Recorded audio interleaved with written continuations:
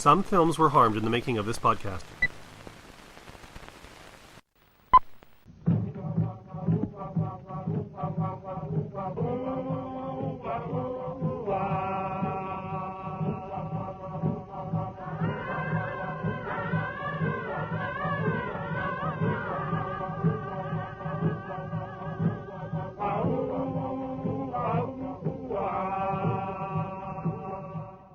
Hello and welcome to another episode of For Your Consideration, the podcast featuring roundtable discussions reevaluating the cinematic canon of past masterpieces and modern classics. I'm Mike Jozic. And I'm Dustin Friesenhan.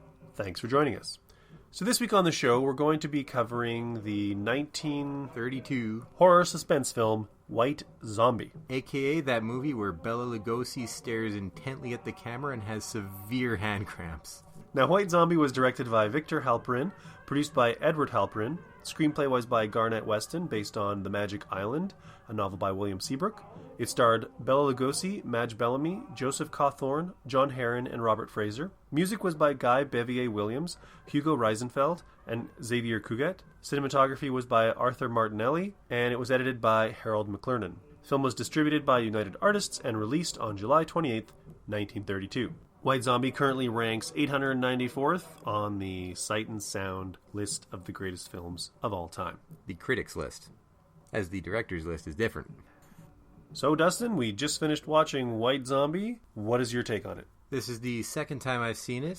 Shockingly, this was actually a DVD I own, sort of, since it came with like 50 other horror movie classics. And it's not a great movie. It's not a terrible movie. It's about right there in the middle. The plot is fairly bland. The thing is, it's a story of a guy who basically goes Romeo in that he sees a girl and all of a sudden wants nothing but to have her no matter what. He essentially tries the whole poison thing, but only uses it on her. And when she's a zombie, which is exactly what he knew what would happen, somehow it's not good enough anymore. And he kind of regrets it. Only Bela Lugosi has other plans for her, which remain completely unknown, but since she is the only zombie who's female that I can recall, I'm just going to leave you guessing as to what Bela Lugosi may or may not have wanted to do. The plot was, as Mr. Creosote's waiter in The Meaning of Life would say, Waferthin. I do think that when it was adapted, they really did stick to just kind of the bare bones. The bare bones and what you might consider like the high points, I guess. Having never read the novel, I'm going to just assume that there are some more subtleties and character bits and whatnot. It is a very short film, so they were definitely kind of going for the, let's say the abridged version. I do agree with you that it is kind of like a Midland film. It is not anywhere near kind of like the higher echelon of horror films and horror classics, especially when you look at the time it was coming out in the 30s with all those Universal Monsters movies, which, having revisited them recently, I would classify most of them as kind of classics or masterpieces. But you also have to bear in mind this film was made very cheaply over the course of 11 days. and given that, I had fun watching this movie. I'd never seen it before. This is my first time. I've heard about it. I've seen it referenced in other films. Of course, Rob Zombie's band taking the name from the film. And it was better than I expected. And I actually, even in some of its goofiness, I really kind of embraced it and enjoyed it. Like that frickin' condor or vulture. They have a vulture, sometimes it's an eagle. There's like 4 different birds. They legit throw a rock at it. They totally throw a rock at it. They throw a rock at it. They're not even goofing. And instead of having any sort of animal sound clip for it, they just have a guy screaming into a mic. Like at one, they threw the butler over top of just into a pool of water that's apparently on this castle. It's very weird. But you kind of think that it's him screaming as he's falling down. No, it's the bird. And just every now and then, if you hear this shrieking, I'm falling to my death sound, it's the bird every time. And it's ridiculous and hilarious. And the only explanation they give, like, they don't actually tell you why the vulture is there until near the end, where the priest says to the main character, Neil, there's always a cloud of vultures over a house of death or something like that. And it's like, oh, that's why there's this horrible sounding bird here for the last 50 odd minutes. It's not the only rather poor sound direction. Although, like, it, as you said, it's low budget. And honestly, for a low budget film made in 11 days, it is not bad at all. Like, it's in the upper echelon of I made this movie with whatever money I could scrounge out of a tin can, and in 11 days, filmed only at night, because that's the only time they could actually get any sound stages or anything. But there's one scene earlier on where you can hear all these crickets. It's nighttime outside, and all of a sudden a dog starts barking and all the crickets stop. Then when they're done with the dog sound clip, they immediately turn back on the crickets. It's it is a little baffling. Some very obvious sound editing. Very obvious sound editing. And yes, it didn't transfer over to the VHS very well later on in its history, but that doesn't excuse that. I think commenting on sound for this film is kind of an interesting thing to focus on, because on top of it just being an old movie, and the old movies with the mono soundtracks tend to be very tinny, the version that we were watching had a 5.1 remix done to it, which tends to intensify the tinniness and the hissing. So it also kind of had all the hissing I forgive, like that I understand. It's transferring, and it's an 85-year-old movie. But then it's also a film that it was made in 1933 on the tail end of the silent era.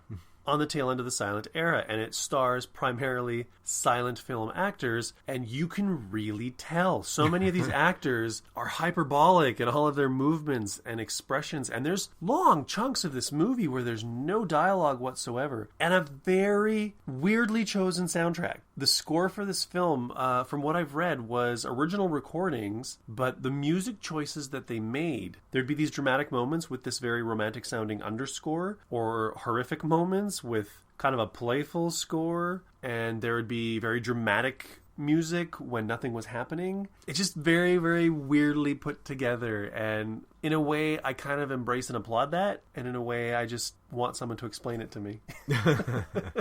You can definitely tell the silent era sort of stares directly at the camera. The amount of... There's got to be a solid, if you put it all together, 2.5, 3 minutes of Bela Lugosi just staring at the camera, doing his stupid hand thing where he clasps them together, which is supposedly to control the zombies. And he talks about how only one person has actually figured it out, and he just goes nuts effectively. But everyone talks about him, and they all know that it's zombies, so...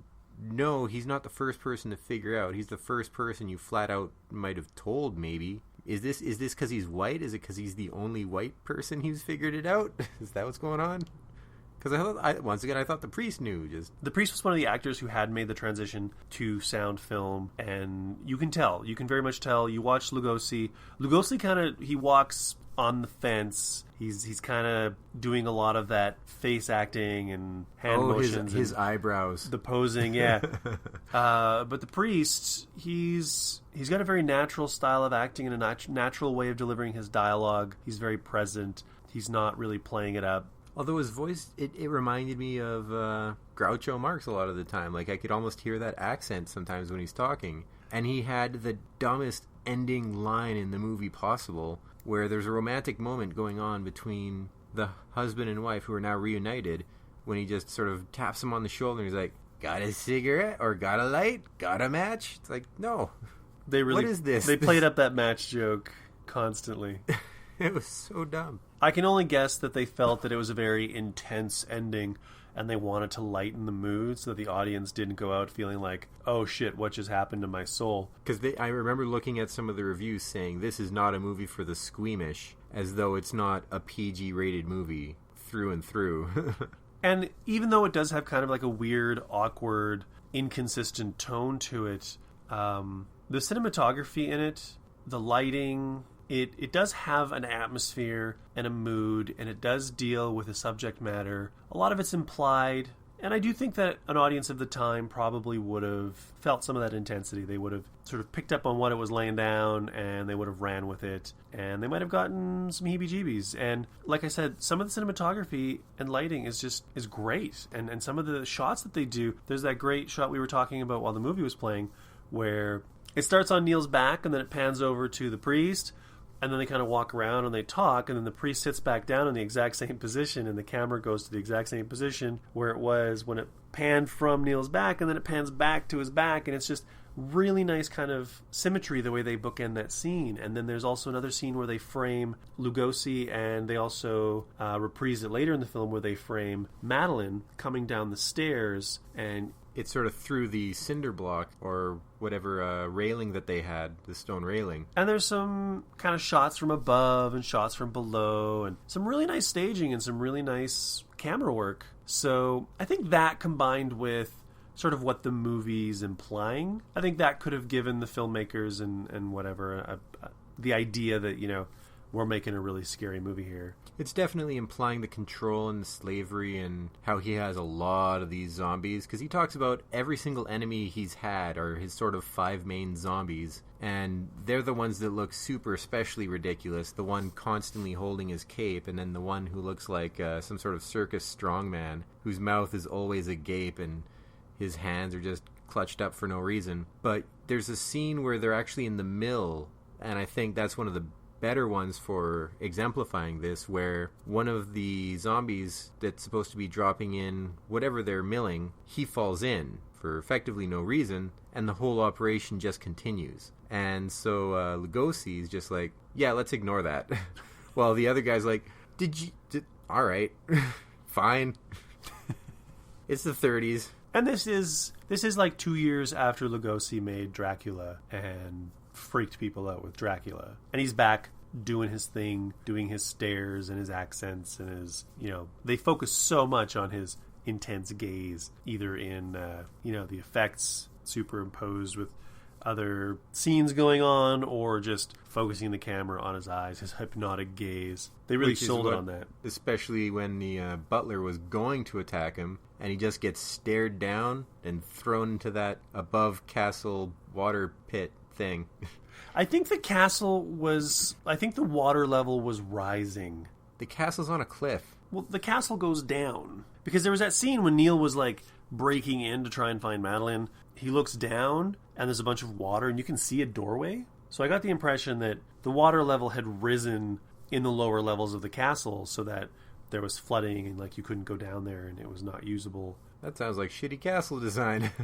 And there was really, I mean, for me, I think the biggest failing of this film, if you can call it a failing, is its kind of lack of depth. Yes, I would call that a failing. It's not always a failing, but this could also just be, you know, me being part of a more modern cinema-going audience where, you know, it's like they used to talk about the old Marvel comics of the 1960s where they were like, a monster could rise up out of the harbor and threaten the city, and the Fantastic Four would go and fight it, and they would defeat it. Nobody cared where the monster came from. Nobody cared how the monster felt. Nobody cared what its motivations were. It was just beat the monster and go home. It took one issue. Nowadays, that would be a 6-issue storyline, and you'd get all the backstory. You'd find out about the monster's childhood. They'd explore all that stuff. This is just something that we're used to. We're used to getting a lot more backstory to our characters and our plots and having a lot of, you know, pipe laid down before we get to the actual nuts and bolts, whereas this was literally just the nuts and bolts. To be fair, if there's anything that I wanted explained, one thing, that's Bela Lugosi's like, no, I'm not going to turn her back. I have plans for her. That is the only thing I want to know, because maybe it's my modern mind going, but all I can think of is he's like, I didn't know I could do this with women. Sweet. Maybe she was really good at making pie. She was a good piano player. She was a good piano player. Didn't even have to look at the notes or her fingers or anything. Was just staring straight ahead. The thing that I would have liked explained with Lugosi was what exactly was his grip thing, and how these zombies were being directed and controlled completely non-verbally. So it was all basically through his gaze and through his little grip thing. And the thing is, he didn't necessarily have to do the grip thing for the zombies to go do stuff, and when he was knocked out, they just kept walking right off the cliff. He didn't give them a sort of a command right before he got knocked out. They certainly turned so they could fall off the cliff. It's not exactly explained.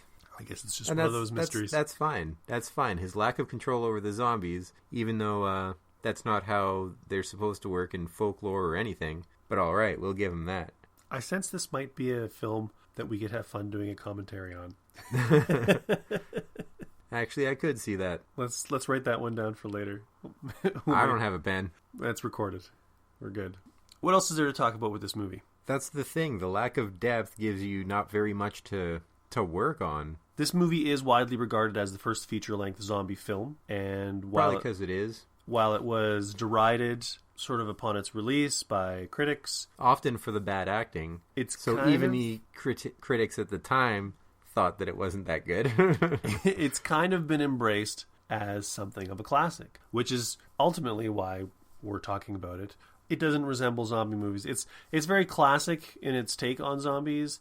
George Romero hadn't come around yet, and this follows the Haitian sort of tetrodotoxin used to knock out a person. In fact, they even go into some of the laws that the Haitians have in regards to the drugs to simulate death and whether or not they're buried alive and what happens afterwards. It's treated as attempted murder, so on and so forth. A more contemporary example of such a film would be The Serpent in the Rainbow, which is an excellent sort of Haitian zombie film, or classical Haitian zombie sort of film. Watching this movie did give me a craving to watch Serpent in the Rainbow. Is that on the list, actually? That's actually that's a good question. Let's find out. But yes, this isn't the kind of zombie film where zombies are eating people or doing anything. They're controlled by the voodoo zombie master who's taken control of them and, according to ancient legend, stolen their soul. I love his name, Murder Legendre. Murder is his name. That is dumb as shit. Do you think he gets asked when he fills his taxes? Is that your given name? Is that your given name? Did your parents just hate you?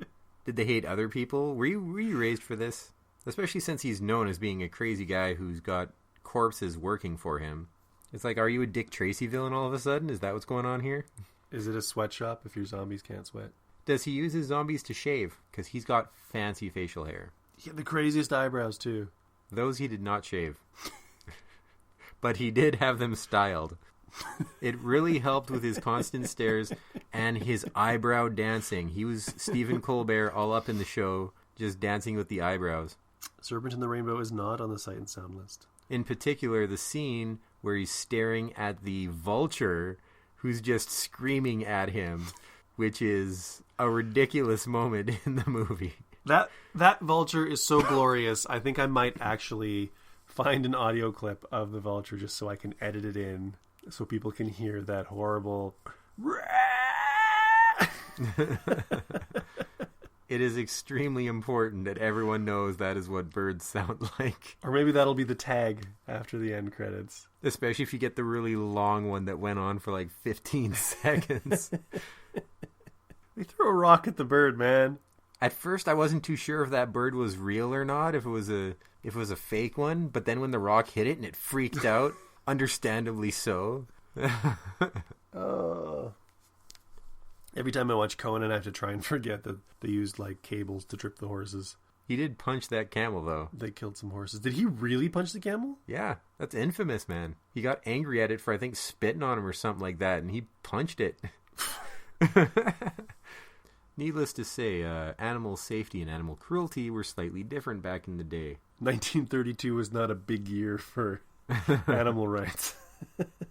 There's actually lots of cases of especially movies taking place in the Civil War where dozens of horses were killed. Just broken legs everywhere. Actual cannonballs being used because that's how you do special effects and just flat out hitting animals.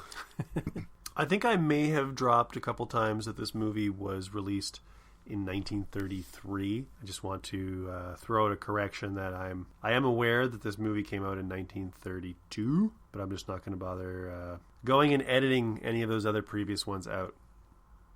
Do you want a show or do you want a good show? You get two choices. Honestly, I do think you said 1932. I know I said 1932. I think I started with 32 and then I think I said 33 later. All right, well, I think I've pretty much talked about everything I want to touch on. There's not a whole heck of a lot to really dig into in this one. All right, so we'll move on from the commentary phase of the show to the judgment phase. Dustin, is White Zombie a masterpiece or a museum piece? It is not a masterpiece, and the only reason I would qualify it as a museum piece is because it is the first zombie movie. Otherwise, it is entirely forgettable, really. Like, going into it, I thought I forgot a whole lot of it. I actually remembered it, and that's worse. Because that means that there wasn't actually anything really there. So, I just say this is a movie that was remembered simply because it was the first of something. This movie was actually considered lost for a time, and then it kind of got rediscovered and redistributed and maintained. As I said before, I mean, in summary, I expected a lot less from this movie. I actually had fun watching this movie. By no means is it a masterpiece. It's definitely a museum piece, and I would call it a classic. I think there's enough style and substance in this movie to keep pushing it down the line. I do not think this is a movie that needs to be forgotten or abandoned, or there's something to appreciate there. It's got something. It's got some moxie to it. And I think that's worth something. I mean, we pretty much legitimized Troll 2. We did that. White Zombie. There's a spot for White Zombie somewhere at the kids' table. If that's going to be the yardstick by which we measure everything, every movie's going to get in. No, because there are some really bad movies. Sixth Sense, anyone? I might edit that out just so that we don't mention that movie again. All right, so that's 2 votes for not a masterpiece, 2 votes for a museum piece. Well, I'd say 1.5 because, as I said, museum piece only because it happens to be the first that we have recorded, for what that's worth. So we are in agreement in word, if not in intent.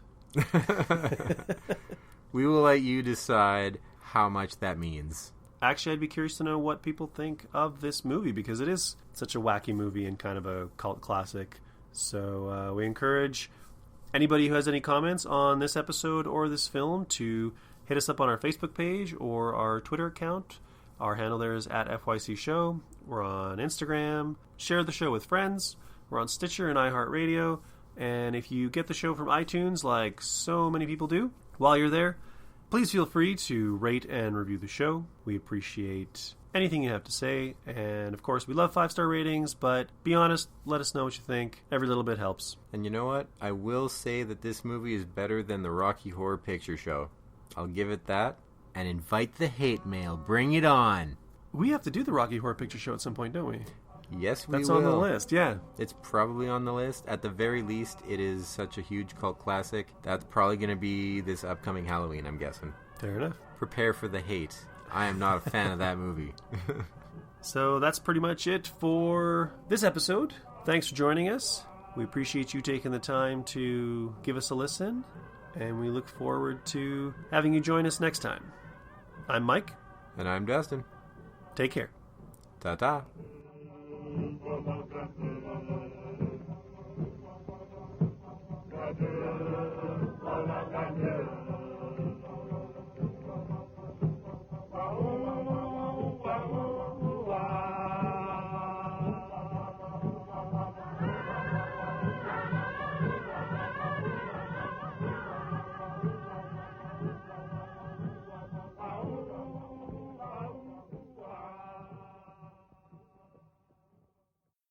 And this whole conversation gets cut. Possibly. Sometimes I leave shit like this in.